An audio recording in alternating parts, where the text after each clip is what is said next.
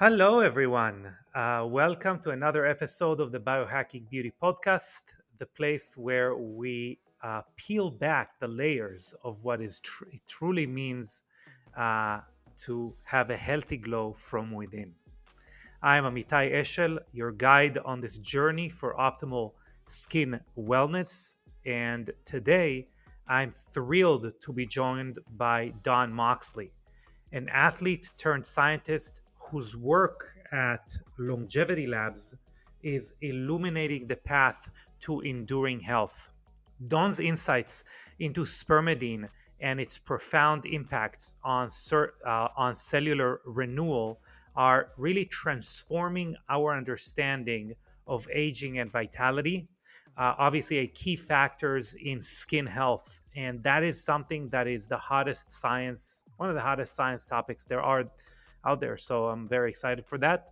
In our conversation, we'll unravel the science of longevity and how it intertwines with the principles of skin health and youthfulness. Expect to come away with a richer perspective on how to nurture your body at the cellular level for a radiant complexion. Before we dive into this episode, let's hear a review from one of our cherished listeners. So this is beautiful review. I really like the Biohacking Beauty podcast because it teaches me cool things about how to stay healthy and look my best. The host talks to smart people who know lots about health, and they explain things in ways I can understand. I learned that what we eat and how we live can make our skin look nicer. Plus, it's fun to listen to. So, thank you, Chloe, the person who wrote this review. Highly appreciate it. And if you find value in our discussions, please consider leaving a rating. And if you're listening on Apple Podcasts, also a review, because your support really enables us to share this vital knowledge with a wider audience. And that's really the way that we can do that. Now, without further ado, let's delve into our conversation with Don Moxley and discover the keys to life well lived and skin that shows it. So let's welcome Don. All right, Don, welcome to the Biohacking Beauty podcast. A long time coming.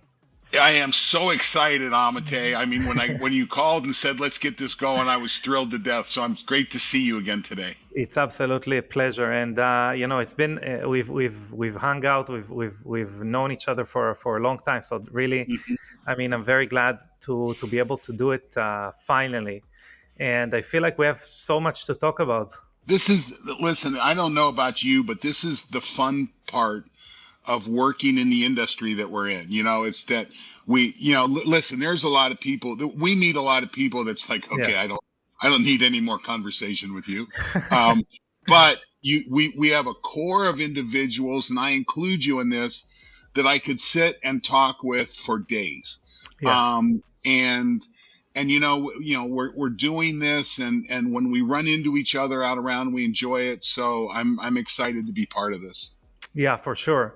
And I mean, you're a very interesting person, aside from our, I would say, like joint interest in in our current lines of business. You're just an interesting person as a whole. You have such an interesting history. So how about we start there? How about we start a little bit about, who is Don Moxley? What's your journey within the wellness and biohacking community? Because obviously we share some interests there. So maybe you can start. Sure. Amitay, I grew up a farm kid. I grew up on a big beef cattle operation in Eastern Ohio, and was a decent high school wrestler. And I went to the Ohio State University with every intention of going back home and feeding beef cattle. But I got there and I walked on the wrestling team. I was a good enough wrestler that I walked on the wrestling team. My first 2 years were a disaster. I could not get healthy. I was hurt mainly because I cut way too much weight. I'd cut from like 225 to 177. Wow. Which was nuts. And I started asking questions. What's it take to be able to compete? The answer then was you got to get stronger. So all of a sudden, and this is the early 80s. This is 1982, 83. This is really early. And Ohio State hired their first strength coach in 1977. Wow. So this whole concept of strength training was, particularly at an athletic level, was still relatively new. A lot of sports were concerned about being muscle bound and the issues that go with that. So this is the time frame. But so I fall in love with human performance, strength, and so while I have a bachelor's degree in animal science, I'm equally qualified to feed beef cattle. I went ahead and got my master's degree. I did my master's work in exercise physiology. Because of rules with the Big Ten and changing, there was eligibility issues, but wound up finishing up in 1986, an exercise physiologist, and started teaching about 3 years after that. So by about 1989, I was working as a university. I was an adjunct instructor at a community college in Columbus, and have been teaching ever since. Yeah. I consider that my entry into biohacking, optimizing environments and doing these things. We did not have a nutritional professional on staff at Ohio State when I was there. I found myself sitting in my animal science class. We had a non-ruminant nutrition class where you learn about what do you feed pigs and things like that, not cows, but pigs. And I said, then maybe these are some decisions I should be making with my nutritional choices. And that, again, I'm an old guy, but so literally that was the origin, that was the beginning. And as a university professor, I've taught for 35 years after that, but I've always kept a foot in either the industry. I love wearable technology, and as it has evolved, I've really been in the heart of that. But I've also I've always kept a stable of athletes that I work with. A stable of individuals. You always have people coming to you. Literally, I was a paid personal trainer in 1987. Wow. So I've been doing this for a while. And I've seen the changes, and I've seen this. And now we have this biohacking movement, which I'm completely in support of. But you've got to make sure and separate the legitimate from the snake oil. And you can only really do that with science. You've got to be able to scientifically look at a process. It doesn't take double-blind, peer-reviewed, studies. You have to understand scientific process. You've got to be able to measure differences, things like that. And I think that's what really drives what we do today. But you know what? Through a series of events, I wound up working with Longevity Labs. My exercise physiology background. Obviously, when you start talking about longevity, you have to talk about autophagy. We'll go into this as we go. And autophagy is as much a benefit of exercise as it is fasting.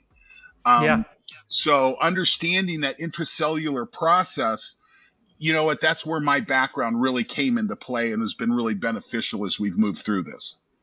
Yeah, I feel like autophagy, which is basically, putting it in layman terms, it's basically recycling of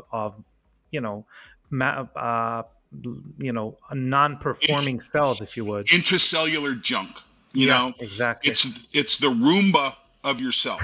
It's that automatic vacuum cleaner that runs around in the cells and cleans up the junk and converts it back into usable substrate. Well, yeah, and funny enough, normally we need to start. Let's say I have a podcast with a nutritional expert, or with a gut microbiome expert, or you fill in the blank, whatever that is. Normally, we need to go through a few steps until we get to how it affects your skin. But with autophagy, it is basically straight there. Like hair, skin, and nails is the major component you can see improvement in when you optimize your autophagy. Yeah, and for the audience may not know this concept of autophagy earned a Nobel Prize in 2016. Okay, Wow. this is cutting edge. Mhm. And we are learning as we go. Yeah. So there's a lot, and again, the founders of our company, Longevity Labs, did some interesting work with spermidine and senescent cells, and are moving the knowledge base forward. But this is really cutting edge stuff. In Mhm. 2015, listen, I still don't think they teach autophagy in most med schools. Uh-huh. Okay. And you cannot discuss longevity, the benefits, what leads to longevity. You cannot discuss it intellectually without an understanding of autophagy today. Mhm. When you look at the things that kill you after 40, and that's usually what we're looking at with longevity, things that shorten health span, shorten lifespan, inflammatory cancers, all these things related to inflammation, and it's autophagy. The opposite of inflammation is autophagy. You raise autophagy, you lower inflammation, and this has been a very helpful thing. And what's interesting, Amitay, is that as an exercise, I consider the exercise industry largely a failure.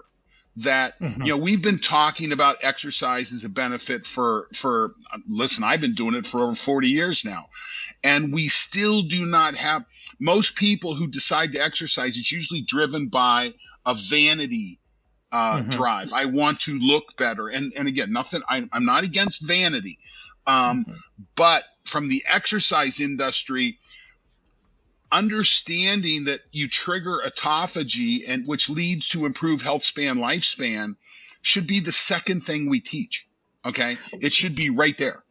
I agree. I also, I think if anyone wants to get a book that really explains very elegantly the juxtaposition between optimal performance, health, and longevity, and wants to see how it looks within a Venn diagram, understanding that they're not one of the same.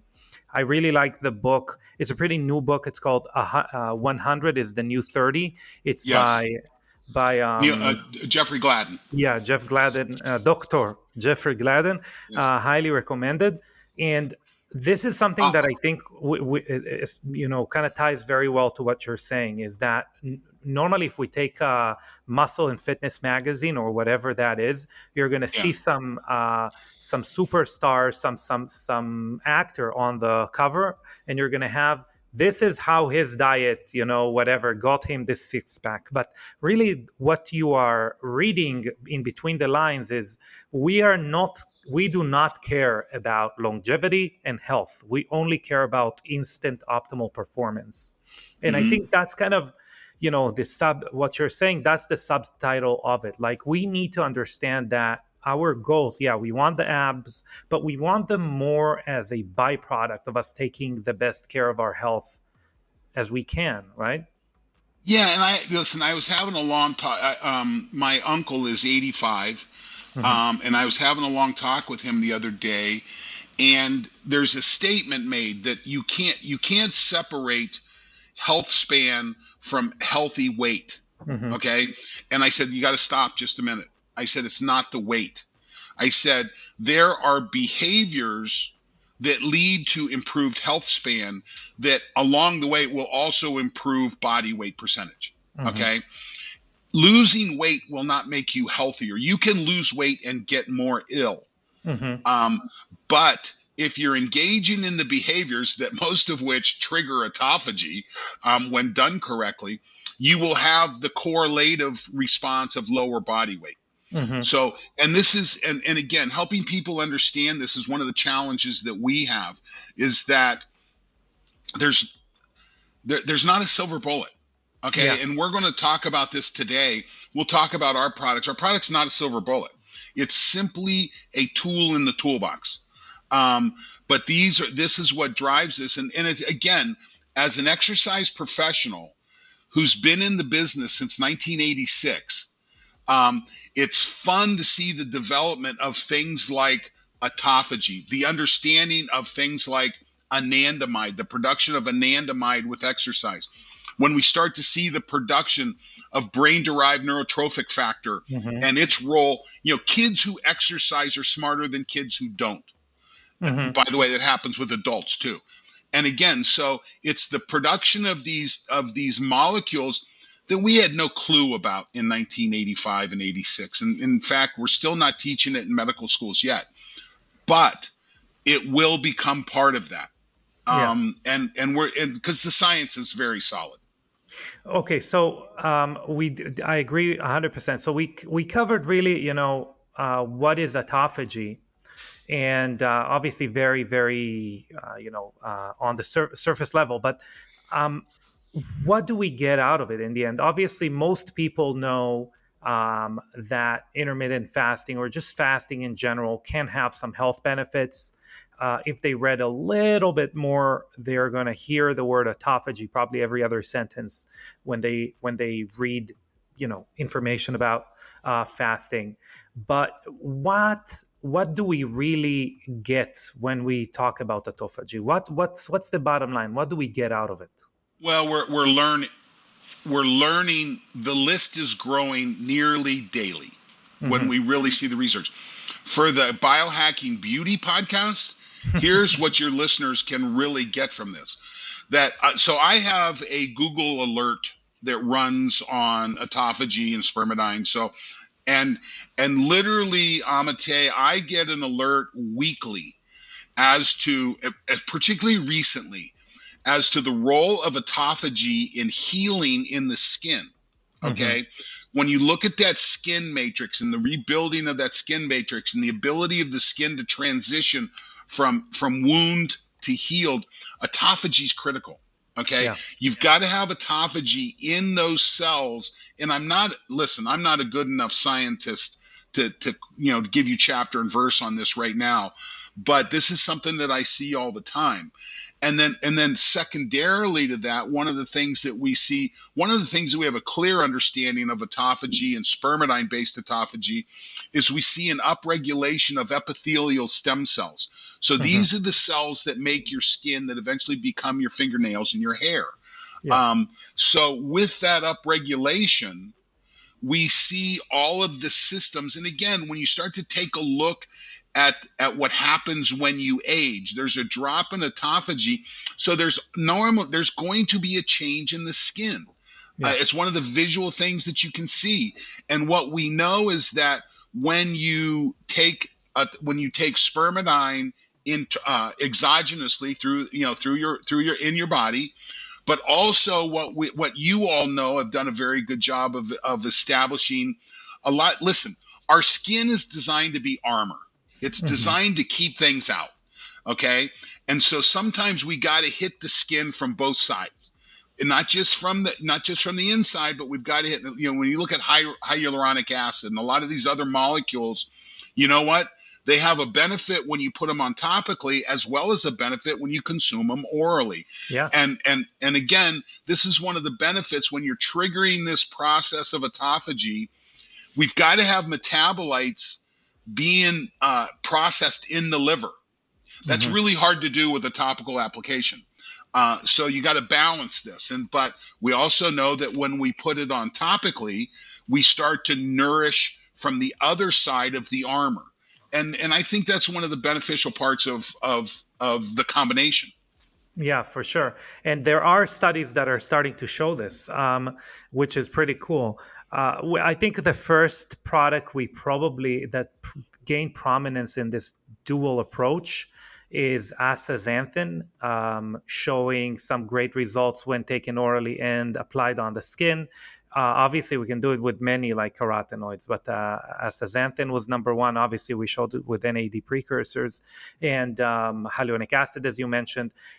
And now we're getting to spermidine, which again, if anyone who speaks English and is a part of this biohacking movement, whether it is here in the US or the UK, Australia, um, spermidine in the Central Europe region of Austria, Germany, Switzerland is the NAD of the English-speaking countries. So exactly like NAD is synonymous with longevity and anti-aging here in the United States, spermidine is in that DACH region, in that Central European region. Hmm. Am I correct? Yeah, well, again, that's where Frank Medeo's at. So Uh-huh. Frank Medeo is arguably the world leading researcher in spermidine and what's going on. So yeah, the fact that he's there in Graz, Austria, drives a lot of that. And again, we're starting to see the co-integration of a lot of these molecules. I mean, we've got an announcement that'll be coming around the Yeah. beginning of the year of products that are working with multiple pathways. Anyone who's into I don't know anyone who doesn't biohack Uh-huh. that doesn't stack spermidine with NR or Yeah. NAM or NMN. I'm not a huge, listen, we can go down a rabbit hole with NAD, but we're not going to do that now. But certainly stacking the two. They're working in two different metabolic pathways. This is really important because I get this question a lot. That they're working in two pathways.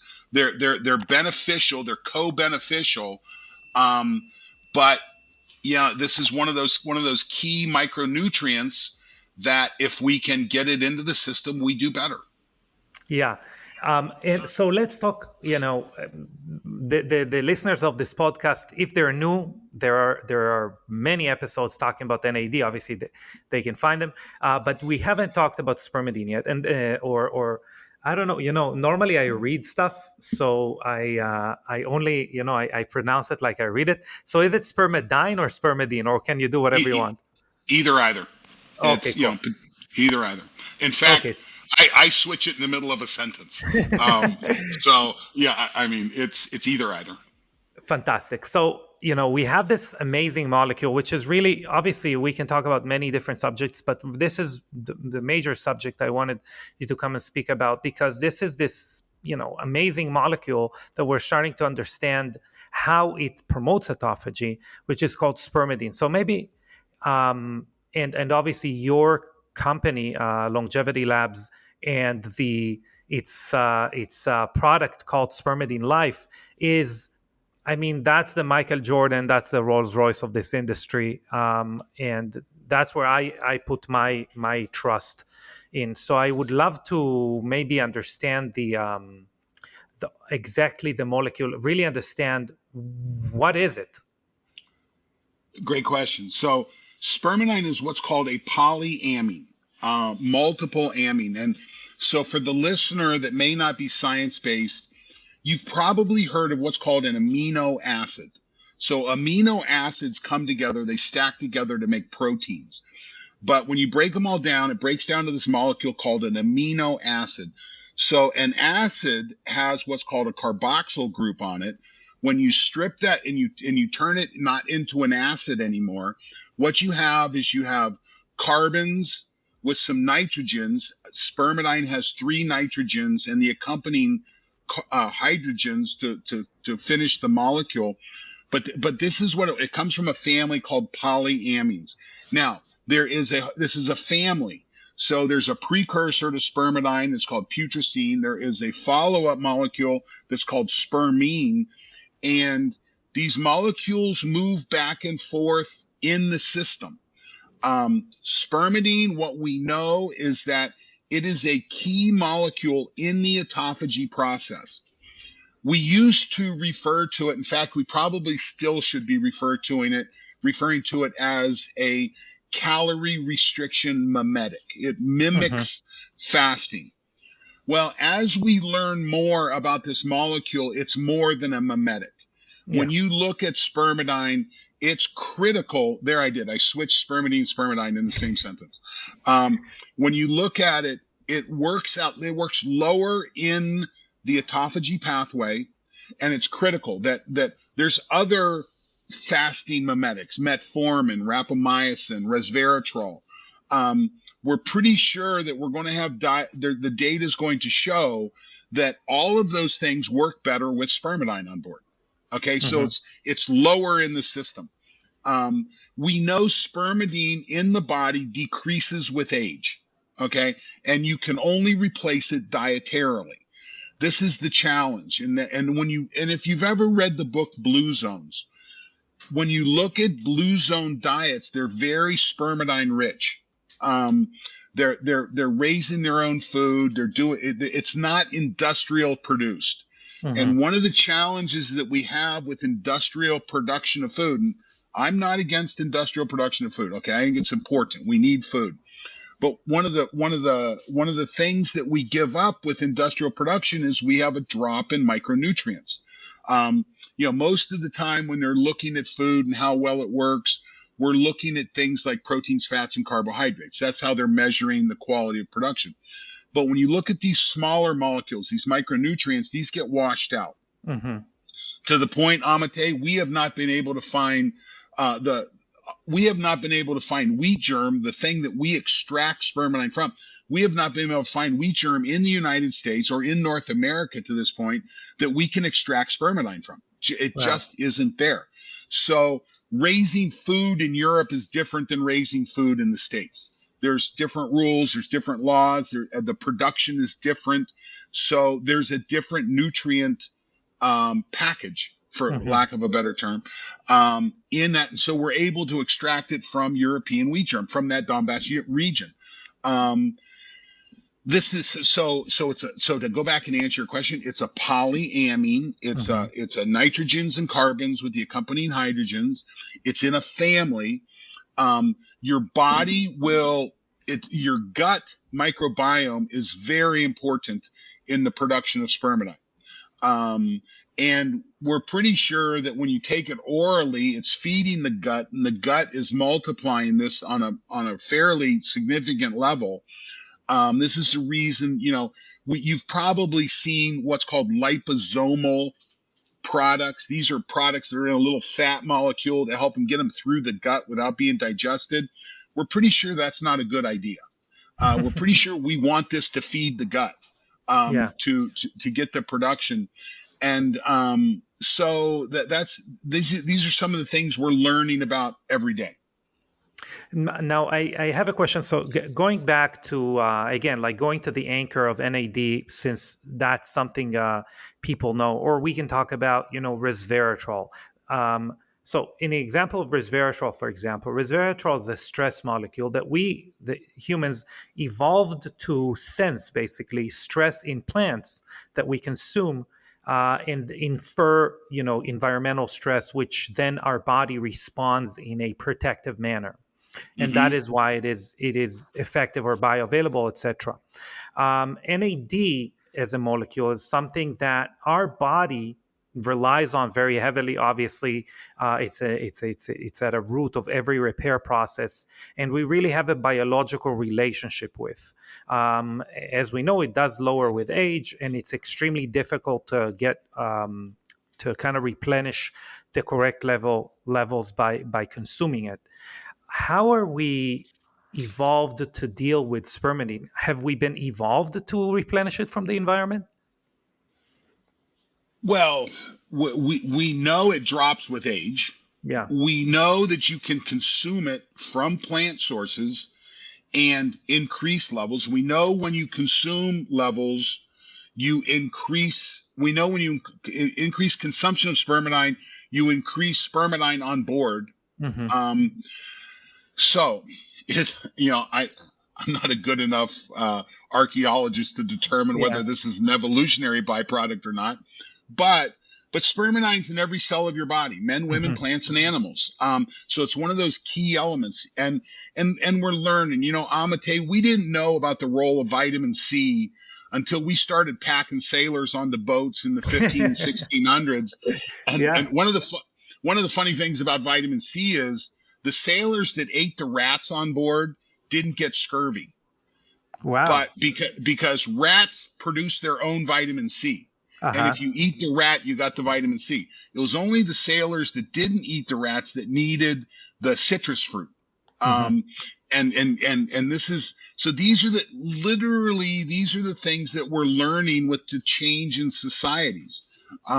We had to go to war. We had World War I is when we really started to understand vitamin E. A lot of these things are just coming along, and it's, again, with great research and great science, we're developing understandings. And then again, there's some good companies that are now taking this and turning this into consumables Hmm. that help you look better. Well, as good as I can look, but or certainly live longer and live healthier. Great. Yeah, I mean, for sure, and that is what's exciting. We can first of all go to the lowest common denominator, which it makes us perform better and be healthier, and then, as science goes along, these little gaps are being filled exactly how our body, has kind of conditioned itself to deal with it, which is pretty amazing. Yeah, and so just for the audience, and we've now talked about it twice, so I kind of feel like we should go back Hmm. and address this a little bit. So NAD directly is working in the part of the cell that's called the mitochondria. Hmm. And it's essential for energy production. In your mitochondria, you have a thing that's called electron transport, where you have electrons fall down this chain of chemicals that NAD is critical in. And as you have the lowering of NAD in the cell, you have an inability to produce energy.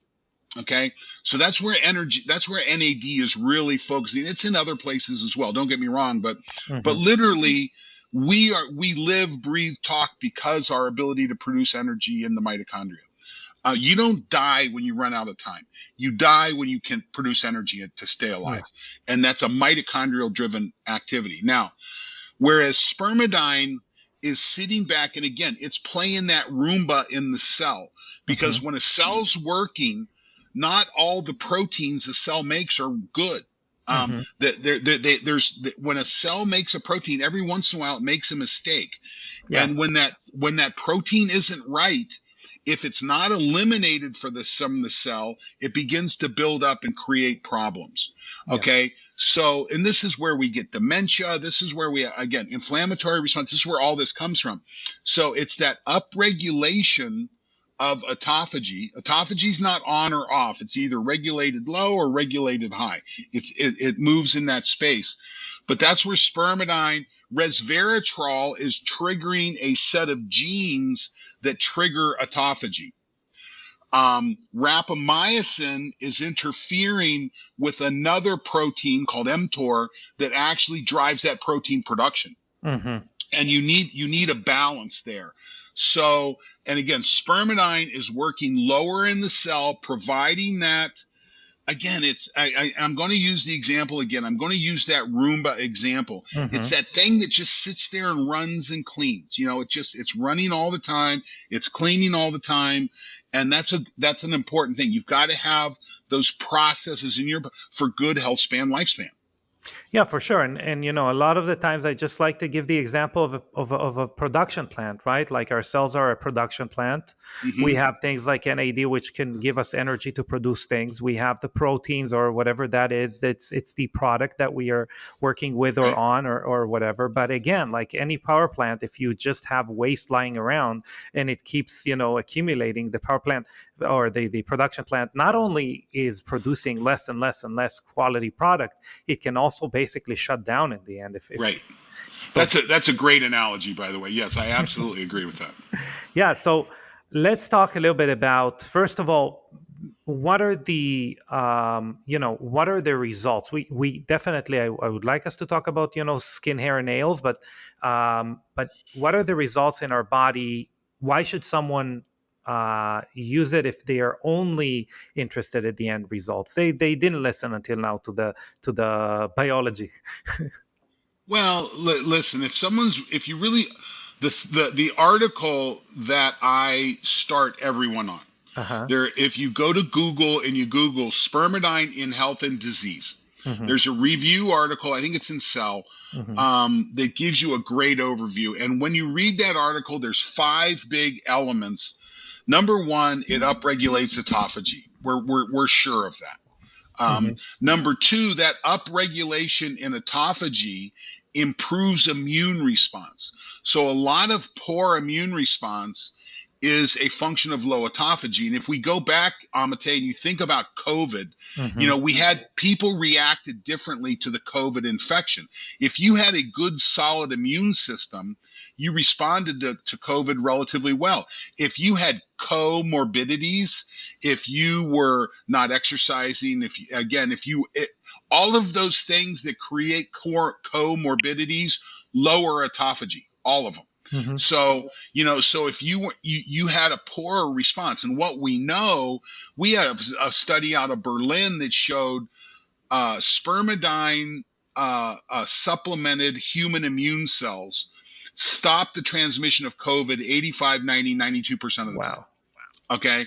So when you look at these immune cells, autophagy is critical. If you want good long-term immunity, so that's the second benefit. The third benefit is that we see improved myocardial autophagy. So those cells in the heart, you what do we shed our skin every 6 months? I don't remember the number on that Every 100 exactly. for 120 days. So yeah. Every 120 days, our skin turns over. Hmm. Okay, we want our skin. We don't want our heart turning over every 120 days. Hmm. If that's going to be a problem. Our nerve cells are our longest lived cells. Our cardio cells are right there. Okay, so you want a good sense of autophagy going on in the heart, driving that myocardial stemminess, so that they're able to evolve and respond. Hmm. So autophagy, immune response, cardiovascular. We also see an improvement in epithelial stem cell response. So we see those the cells that make hair, skin, and nails. We see an improvement there, and I'm blanking on the fifth one right now. So Senescent cells. well, yeah, there's certainly a role in senescence, and when you look at the hallmarks of the Yeah. hallmarks of aging, senescence is critical there. And again, this was some of Frank Medeo's original work. Amitay, we just had a really interesting paper starting to hit the research space, looking at autophagy in the liver and Hmm. its ability to resolve non-alcoholic fatty liver disease. Hmm. We used to think, okay, fatty liver is a function of consuming too much fructose and not enough movement. Well, it looks like there may be a key molecule in the middle of that that's critical that drives autophagy in the liver. And that if you go to your physician and you have fatty liver, they have nothing for you. That we do not have a drug that works in this class. But you start upregulating autophagy, you start to strip the fat out of your liver. Amazing. Yeah, I mean, first of all, I have to correct myself before someone jumps in the comments. It's every 28 days that we have Okay. cellular. 120 days is red blood cells. But this is I think critical to our discussion about two things. First of all, about you mentioned non-fatty liver disease, so NAFLD and NASH, which really our liver is amazing at renewing itself and at repair. But the problem as we grow older is the quality of repair. And same Mm-hmm. thing happens in our skin. I just was talking to a very, very prominent physician a couple of days ago, which she was in the middle of doing radio frequency treatments. And she heard me on the podcast with Ben Greenfield. She understood I said it's problematic, and she kind of wanted to know why. And I told her the problem is that what you're trying to do is to create Olympic level renewal with a 50-year-old body. She's 50, so that's why I Mm-hmm. said that. And the problem is that the level of waste of wasted product, as you mentioned, wasted or malformed and malfunctioning cells and proteins, is creating something that is extremely difficult to deal with for the body later on. First of all, from the point of mechanical problems, so the skin doesn't look. Everyone who does a lot of renewal, treatments, I would say professional treatments, as they grow older. I don't remember the comedian that said that it's not like they're getting younger, they just have found a new age between the age of 52 and 53. It just looks different, and that is Hmm. because you're changing the actual structure, the mechanics, because you're creating a lot of scar tissue, you're creating a lot of tissue that is really non-functional. And that is something that we should be aware of, especially if we plan to look good in 10, 20, 30, 40 years. But also because if we ever wanted to go under the knife, and maybe, in the future, we're going to have treatments that are going to require that and are going to be good for us, this issue is basically inoperable. So Right. I told her, you have to treat yourself like it's not that I'm telling you not to do it, but you have to treat yourself as an Olympic athlete, eat, sleep, etc. And I think spermidine is a huge part of that. Is a huge, I hate to use the word shortcut, but it's a huge shortcut It's to going to become an essential nutrient. This yes. is, listen, we've known about it for hundreds of years. Hmm. Literally, the guy that invented the microscope, Anton Hmm. van Leeuwenhoek, saw these crystalline structures in semen. Now, Hmm. the guy that invented the microscope all of a sudden has semen on his desk. I'm thinking, okay, what is this freak doing? What we should have given the microscope to a woman and not to a man. Um, but That's the but first so thing a guy's gonna do. give a man a pencil, he'll draw a penis. Um, but but so we've known about this molecule. It got named a couple hundred years later by a group of Dutch scientists. We started seeing research on it in the 80s as it revolved around cancer and things like that. But it wasn't until 2016 and the publishing and the development, the understanding of autophagy, that spermidine really got a foothold as to, okay, what is this thing? Hmm. So, and what we're learning is, again, it decreases with age. If you live on a farm and you raise your own food and you do this, you probably don't have a need to supplement most of the things the rest of us that live in a more modern lifestyle, or we buy our food processed from a store. Hmm. We just have to approach this differently. So this is the important part. So yeah, as we work our way through this, it's going to be considered an essential nutrient at some point in time. Hmm. We're just starting to understand it now. And one of the cool things, you and I have talked about some things in the past, but I got a call the other day from an athlete. He is a MMA fighter, and he works with one of the physicians that we work with in Rancho Cucamonga, California. And I met him when we were doing a visit there one day, and he calls me. He says, "I believe supplemented spermidine has improved my ability to heal cuts from fighting." For a fighter, cuts are critical. I mean, Yeah. literally, it ends the fight for most people. Yeah.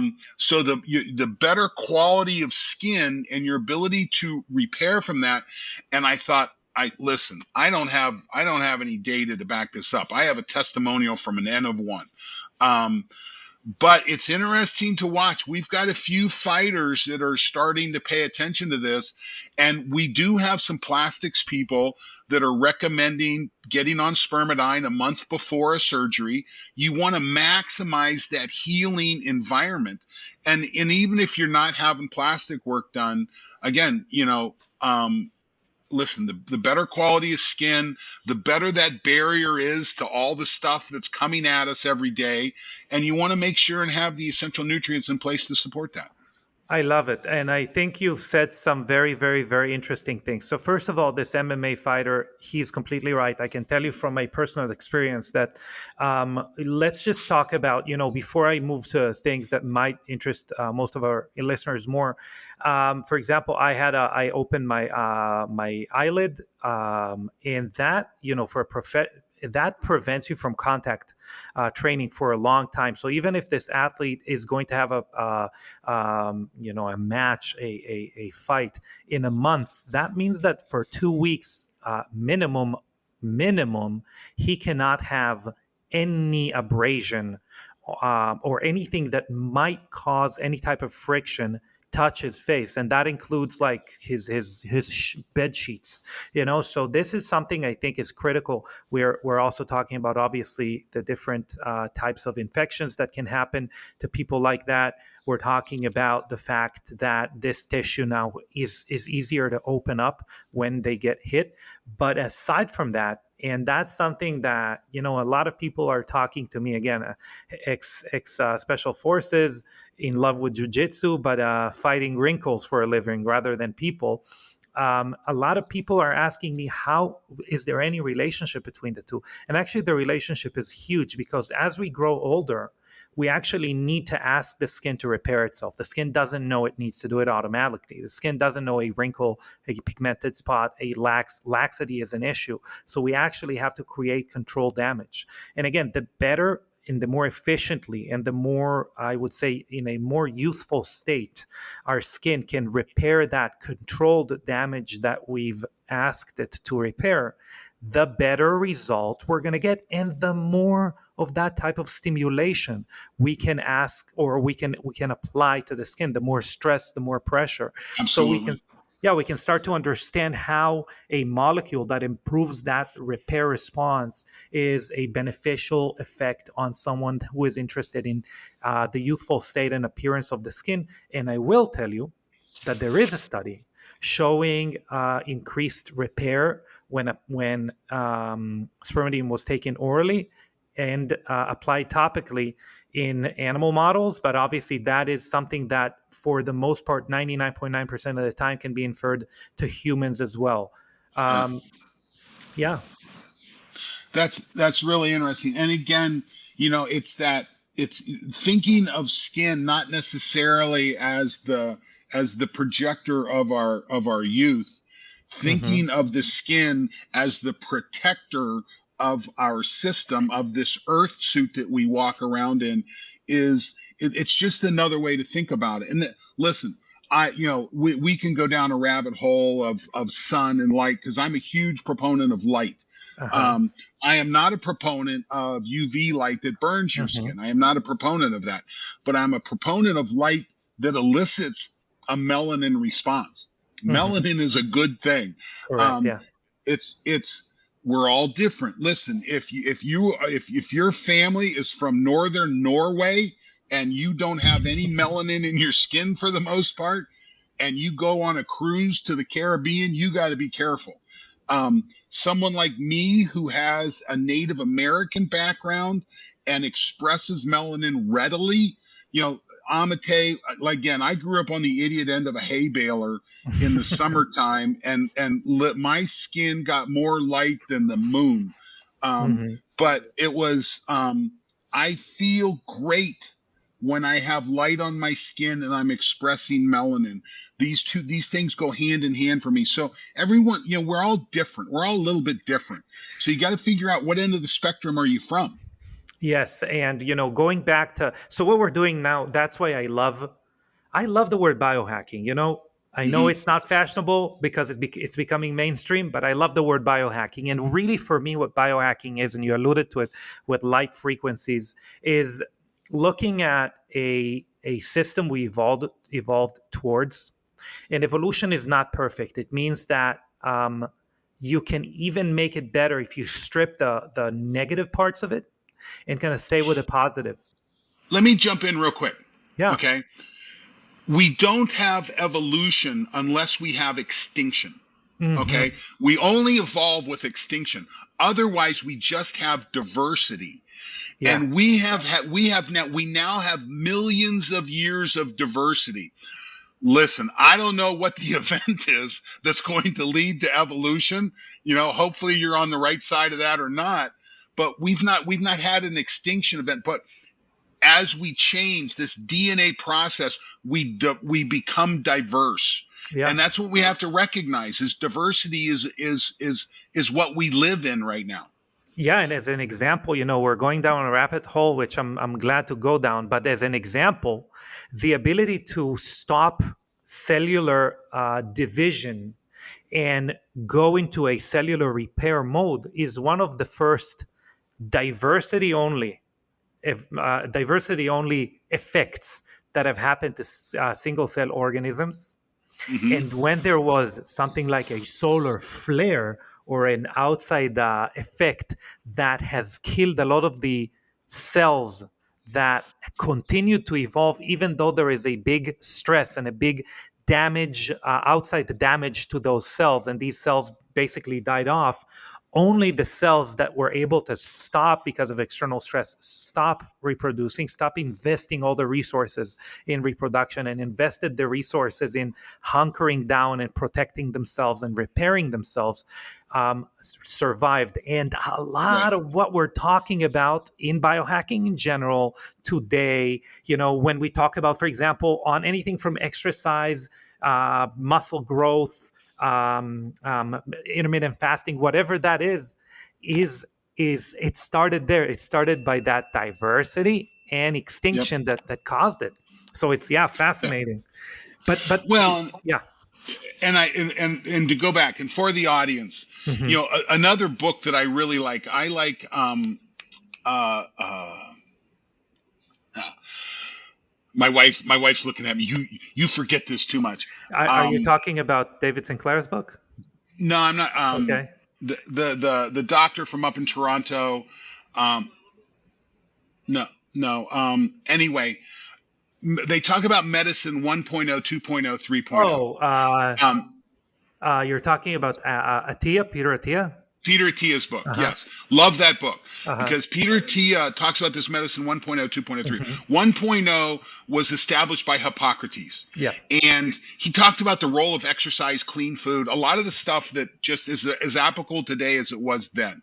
Yeah. Then you have the invention of the light microscope that started with Anton van Leeuwenhoek, the freak, and then has Hmm. evolved. And we started to understand the microbiome, and we started to understand microbes, and we started to understand bacterial infections and things like that. That was medicine 2.0. But now with wearable technology, we have the ability to move into what we call medicine 3.0, and that is an individualized medicine.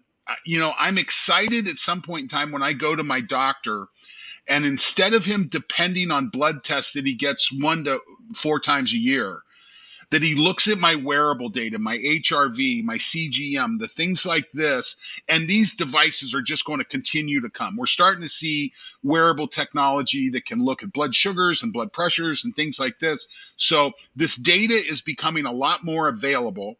We're going to be able to put it in resources and run AI on top of it to Hmm. elicit the signal from the noise.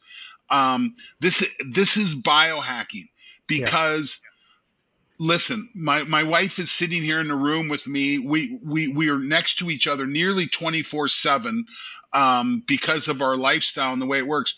But listen, I have the genetics of a male. She has the genetics of a female. They're different. Amitay, we're both males, but we have different ethnic backgrounds, and that Hmm. changes things too. But there's all these variations that come into play on this. Outlive was the book. Yeah. Thank you to my wonderful helper there. Um, but when we start to take a look at this, we I have a talk that I do where I show a normal curve. And when they do a drug study or when they do they look at that middle standard, the first standard deviation away from the mean. Okay. Hmm. The problem is there's a second and third. And if you're the person in the third standard deviation to the right or the third standard deviation to the left, that study is of no importance to you. Yeah. Okay. And the challenge is that our medical system treats you like the mean, Hmm. not the outlier. And your ability to understand where you outlie, I'm an outlier. We just had the New York City Marathon. Yeah. And I've trained many people for marathons. I've trained several people for New York City. But you know what? Don Moxley, I've got the genetics to pick up heavy stuff. Yeah. Okay. That's what my genetics are about.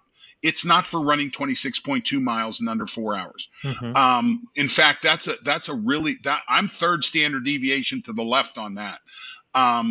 So It's understanding what are your strengths, what are your weaknesses, what do you need to feed. This is the beauty of biohacking. It's not, and it's not just randomly throwing crap at the wall to see what sticks.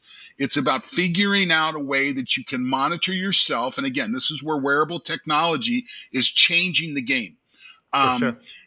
and that's the beauty of, that's why I love biohacking. And I would even say that both of us are really the ones that are not going to enjoy from it the most, because we are still, Amitai Eshel, Don Moxley tomorrow, next week, and 2 weeks from now, etc.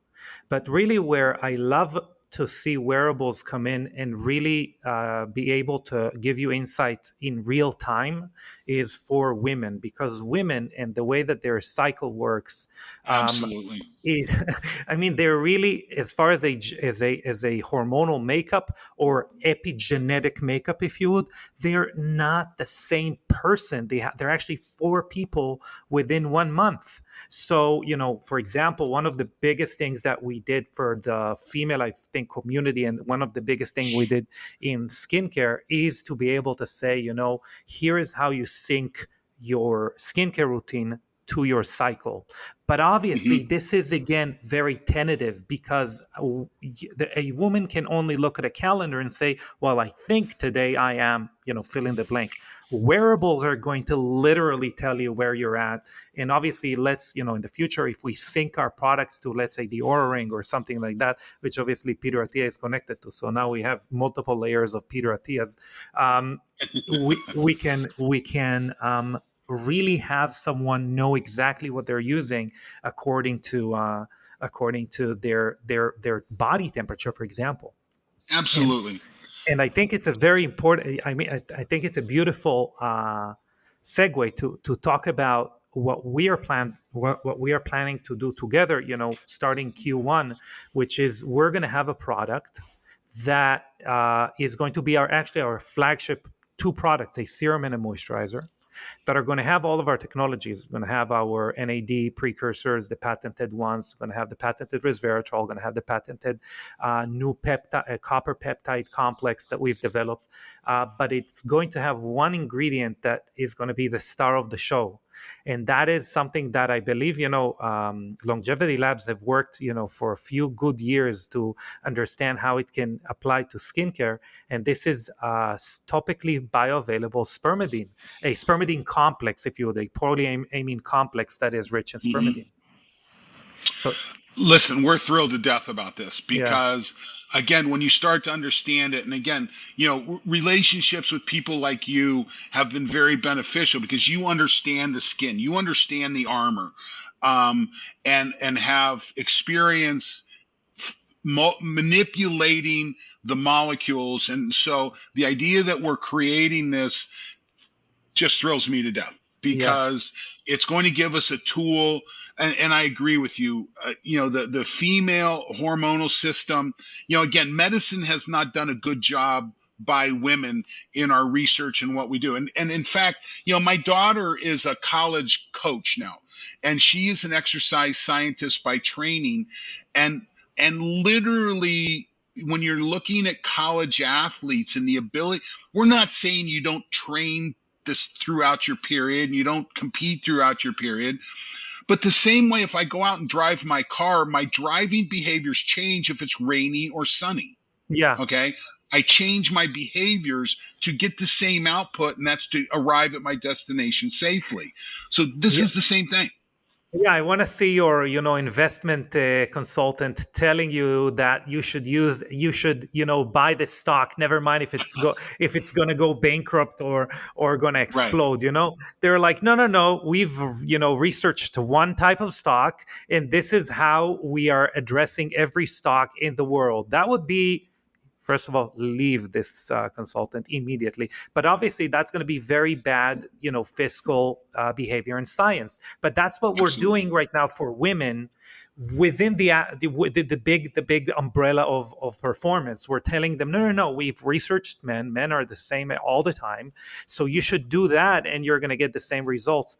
And exactly like investment, there are things that are going to cut your result in half. There are things that are going to make you lose the heuristic money that we're talking about here, and there are things that are going to multiply your benefits, right? So I mean, I think wearables and advanced machine learning, unfortunately, exactly like in finances, are almost the only solution, because every woman is very different within their cycle. So having a research done on a group of women is extremely confusing to the researcher, because everyone is in a different part of their menstrual cycle. So Sure. obviously I'm very excited for that in general, and for our ability obviously to help people as far as their skin is concerned. But yeah, this is super, super, super exciting. And obviously, we're hoping to have more and more and more and more products with integrating Celvio, which is the spermidine blend that is produced by Extracted Longevity from the Labs. wheat germ. Yeah, Yes. but I do have one question, and that is something that is super unfortunate and happens again. Going back to NAD, what happened to, for example, the people that kind of found a way to have NR stable. NR is one of the building blocks of NAD, and it can raise NAD. And what happened is that they thought they have this impervious patent that allows them really to double down as far as their messaging, as far as their money, as far as their marketing, double down on NR and tell you how NR is the panacea of aging, etc. And then other companies came and say, well, thank you for investing all that money. We can make NR as well. And now there is that kind of a limbo where there is a lot of lawsuits in general. Obviously, NMN is we're in the middle of it, because again, there is one company that is saying, hey, we've researched it as a drug, no one else can use it as a Right. supplement. And in spermidine, what you see is kind of a neighbor of it, if you would, but where Longevity Labs and SpermidineLife went to this very, very, I would say, natural and effective entourage effect of polyamines, which support that spermidine service to the body. There is a lot of synthetic spermidine that is banned now in Europe, but we're not in Europe. Again, we're in the US, Right. and we're starting to see a lot of like synthetic spermidine. So I'm really interested in I have my own opinion. Obviously, we put our money where our mouth is. Is that how you say it? We put our money where Yeah. our mouth is, by obviously investing in creating products with SpermidineLife, but in Silvio. But I would like to hear your opinion about the differences between that entourage effect, that full spectrum, if you would, Mhm. effect of the Silvio complex, and then synthetic spermidine and what we're seeing now in the market. Well, we already addressed earlier in our conversation, like the role of liposomal Yeah. encapsulation of spermidine, and I don't think the science supports it. Listen, when I had an opportunity to work for Longevity Labs, the reason I loved it is because our science is so good. Hmm. Literally, when you listen to the other companies that are selling spermidine products, they're quoting our research. Yeah. Um, but they don't have the wherewithal to extract spermidine from natural food sources. That this is what we do right now. Hmm. Now, one of the challenges, and this is what you run into, is we have a lot of synthetically produced spermidine Hmm. that has zero human research done on it. None. Okay. So we don't know if it's effective, if it's toxic, if it's we do not know. One of the great things about SpermidineLife, we don't know of a human study that's been done on spermidine that didn't use our Celvio extract. Okay. So from the consumer standpoint, listen, I suppose if you went out and put your mouth on a gas pump and drank a gallon of that, there might be some benefit, but there would probably be a pretty good toxic load. Hmm. That you shouldn't do that. Okay. Well, and this is with a lot of supplements, we just don't know. Hmm. Okay. And again, in the US, in the supplement market, you know what? I can go out in the parking lot next to the building I'm in right now, grab a handful of gravel, chew it up, throw it in a can, and call it a high mineral supplement. Yeah. That's a problem. Hmm. So knowing your source is always a good idea. Yeah. Is it gasoline? Is it gravel from the parking lot? Or is it a well-researched nutritional product? And so this is what you get with SpermidineLife, is that you get a product that has literally volumes and volumes of safety studies done. We have volumes and volumes of human research done with this product. And so I think that I'm not saying all other products are bad. I'm not saying that. I'm saying we just don't know. Yeah. Okay. And until they take the time to go through and do the research that we've done on our product, you just don't know. So that's your challenge. Got it. Okay, fantastic. So let's talk a little bit about, I think, and just because some people are interested in it, are there any contraindications? Is there something that we know that these people should maybe not be consuming spermidine? Well, we extract our product from wheat germ, and it's nearly impossible to extract something from wheat germ and not have a small amount of gluten with it. Yeah. So we do have a very small amount of gluten. Now, to put this in perspective, the American Celiac Association says you want to keep your gluten, if you're celiac, you want to keep your gluten consumption below 20 to 50 milligrams a day. To put it in perspective, a slice of bread is 1,500 milligrams of gluten. If you consume a SpermidineLife product, you're consuming 1 to 6 milligrams. Okay, so we are 1/20th to 1/3 below the Celiac Association recommendation. With that said, if you are celiac or extreme gluten intolerable, you probably want to experiment with this. Now, start low, go slow, kind of a thing. But we regularly have testimonials from physicians telling us they're working with someone with leaky gut. They're trying to heal the gut. Your gut is formed from epithelial stem cells. Okay.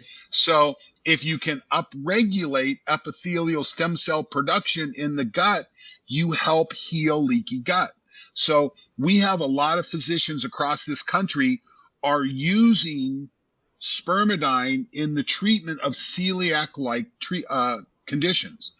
But we also, listen, we hear from people, I would say monthly, someone says, listen, I tried it, I just can't take it. And we get that. We're not, and there's Amitay, there's another company out there that makes a gluten-free spermidine product that I've got no complaints with. Their research is good. They've done a nice job. You can't get the high dose kind of stuff that we do with ours. They're not as evolved as a company as we are in product development, but you can find it in other ways. If you eat natto, God love you. I can't choke that stuff down.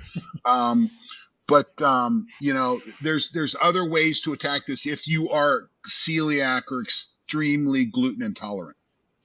Yeah, fantastic. And I would just, I am mildly intolerant, and I scarf down SpermidineLife like it's no one's business. So it's nowhere close to a piece of pizza. No, yes, I mean, it's nowhere close.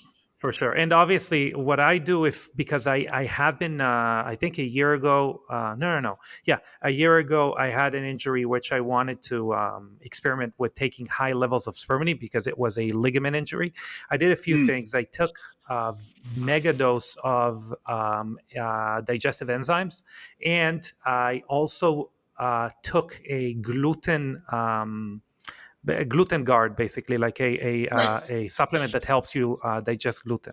It just has enzymes that help you digest gluten. So that is something that never gave me any issues. That was just a kind of a just in case type of thing. And oh, by the way, we as a company are exploring this. Yeah. Okay. I can't make an announcement. But this is, they are looking at, it's in our labs. How can we deal with this? We don't have an answer for you yet, but we are working on this. Yeah. Okay, fantastic. So that's something that we're very looking forward to. Obviously, the people in Austria, there's this wonderful research facility in Austria, together with Longevity Labs, took Silvio, showed great results on the skin. We have again results post lesion that show great results, and I can tell you that I've been using, I think, 10 different iterations that we've been doing in the last year. I absolutely love it. We're getting a lot of positive effects and positive feedback. Your skin is radiant. This is a filter that I'm putting on here. There, Uh, okay. but listen, we're super excited. This is part of our commitment. When I say ours, is obviously you guys and our commitment to innovate nonstop in the field. And again, super excited. I would highly recommend, from looking at studies, doing both. If someone is interested in skin health, there is amazing results in combining oral and applying topical. This is where we see the best results. So that's something highly recommended. Same thing, by the way, with NAD and resveratrol. So Do you fantastic put results. vitamin C as well? We put vitamin C. We are our crusade is against ascorbic acid, the synthetic version of vitamin C that is genotoxic, cytotoxic. So we use very advanced form of vitamin C, which is called MAP. It's magnesium ascorbyl phosphate. Probably the most expensive vitamin C, to be honest with you. And we're using another form that is much stronger than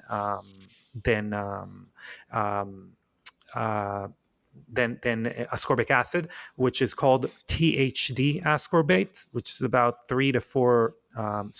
6 to 7 times stronger than a normal type, if you would, synthetic form of vitamin C, way more stable.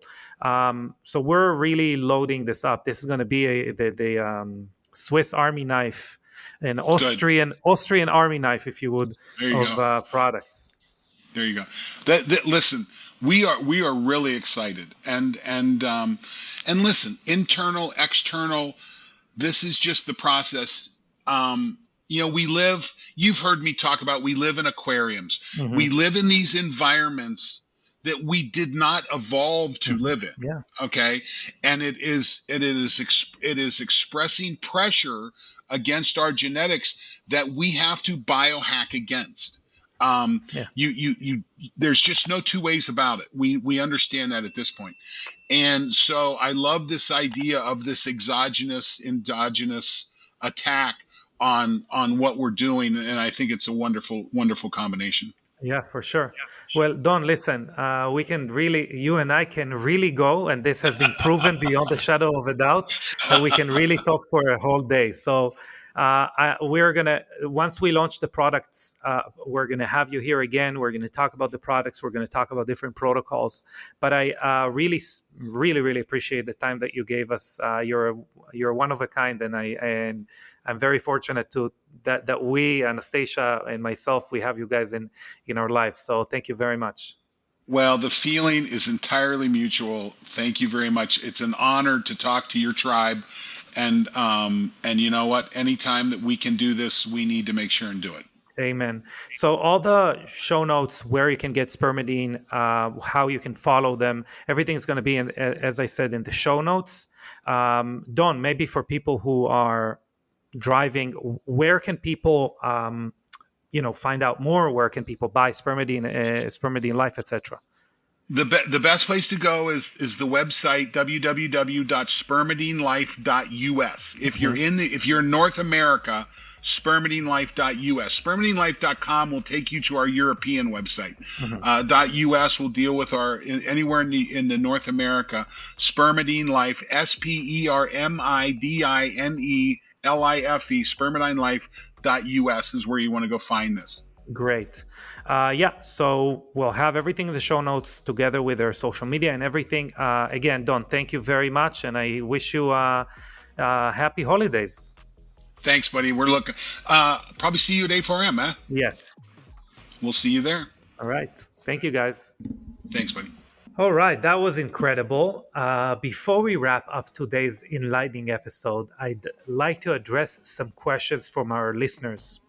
So, the first question is what are the most important parts of a skincare routine? So, this is a great question because I believe, it's something that if you're, I mean, it's one of those things that someone should have told you, and once you know it, you can apply it, whether you use Young Goose products, whether you use, the most expensive, the least expensive, it doesn't really matter. This is basic understanding of how we need to take care of our skin. So I think it's a very, very important and beautiful question. And really the four parts I would say are, cleanse, treat, nourish or hydrate, and protect. Um, what does it mean exactly? So we have our cleanser, face wash. That's how we clean our face. We, if it's a very dry season, we actually we can actually only cleanse at night because we were out all day, and obviously we have a lot of things, pollution, dirt, heavy metals, glyphosates, chemicals that are stuck to our skin, and we need to wash them off. Makeup, to those of us who use makeup, we want to wash them off. But in the morning, if it's a very dry season and we don't want to kind of strip oils off our face, we can actually just wash with water. But cleanser is number one. The way to give your skin routine a direction or kind of make it personal is by choosing a serum that is right for you, that treats something that you want to work on. So that's going to be whether like laxity, wrinkles, pigmentation, rosacea, acne, hydration, whatever that is. Normally we do it with a serum. So a serum is your way to kind of really find direction for your specific needs and routine. And last, so not last, but third is going to be a moisturizer. Moisturizer is important for to follow a serum because our skin, even though active ingredients are great, they kind of need to stay for a while for our skin to use them. So first and foremost, the moisturizer kind of blocks them from being expelled out, but it also provides hydration. It actually prevents the loss of water from the skin. It's called transepidermal water loss. So this is pretty important. And in general, it can also have active ingredients that pertain more to the upper layers of the skin, or if we use very advanced technology, it can actually have ingredients that separate from it and kind of go into deeper layers of the skin. But this is obviously a must for everyone. And even if you have very oily skin, actually it gets oilier if we dry it out because it overreacts. So oily and dry skin kind of come from the same place. So a moisturizer is important. We can use a lighter moisturizer, but a moisturizer is important. And last but not least, obviously, is your SPF. Again, science shows, and we believe that things like pollution, heavy metals, artificial blue light, EMFs, all of those things actually affect your skin as much as UV because our skin never evolved to deal with it. So we highly recommend BioShield SPF 40 that deals with all of those things alongside being an amazing sunblock. But obviously, general usage of sunblock is important. So this is as far as the four horsemen of skincare products, and obviously there are variations. We can have an exfoliant there. We can have a serum. An essence. We can have a toner. We can have multiple serums. We can have a mask. We can have many things, but these are the basics. Okay, on to the next question. How can we fix uneven skin tone? So we can do it in a few ways. I think the first way is kind of blocking the chain that causes pigment. So vitamin C and retinols are going to be, in glycolic acid as well, are great products to use for that. But in general, what we need to do is kind of have an ability or stimulation for our skin to activate basal cells, so stem cells of the skin, kind of on the bottom layer of the skin, and exfoliate the top layers of the skin. So slowly, these not uneven, not hyperpigmented layers to kind of raise to the surface. So it takes a while, but that's the most effective, kind of the healthiest way to do it. So we can do it with exfoliation, such as, for example, nail polish, and something that activates those basal cells are bioretinol, for example, pro care. Um, it's important to have vitamin C in your routine. And in general, obviously, if you are tending to get hyperpigmented and you're saying to yourself, well, I'm not in the sun that much, why am I getting that? Know that also blue light, artificial light, is driving hyperpigmentation. So take care of using your sunblock, something like BioShield SPF 40 or your preferred sunblock also during the day. Vitamin C definitely help with that, especially magnesium ascorbyl phosphate, which is called MAP vitamin C, is probably the best for that. Also, ectoin, the protein ectoin, is very good to prevent damage from blue light. Ashwagandha. So all these ingredients are very good to prevent blue light damage and hyperpigmentation. Okay, third question: how do I find out my skin type? Very cool question. And what I would recommend is to, in order to observe your skin, so in order to infer your skin type, observe your skin after washing it and leaving it product free for a few hours to determine if you have, normal skin, oily, dry, sensitive, or what we call combination, which you're going to have your T-zone, so above the eyebrows and kind of down your nose, oilier than the rest of your face. In any case, so this is kind of a short answer, but that's going to give you the best, short results. In any case, if you're seeking answers to your skincare questions, leave us a review with your question on Apple Podcasts or on YouTube. We're eager to explore these topics and obviously share our insights in upcoming episodes. And we can see that there are some simple questions that are actually amazing and very important to answer. But once again, if you'd like your question answered, simply include them in your review on Apple Podcasts or YouTube. Until next time, remember that beauty starts from within. So keep tuning as we decode the secrets to a life of beauty and vitality. I am Amitay Eshel. Thank you very much and have a beautiful rest of your day.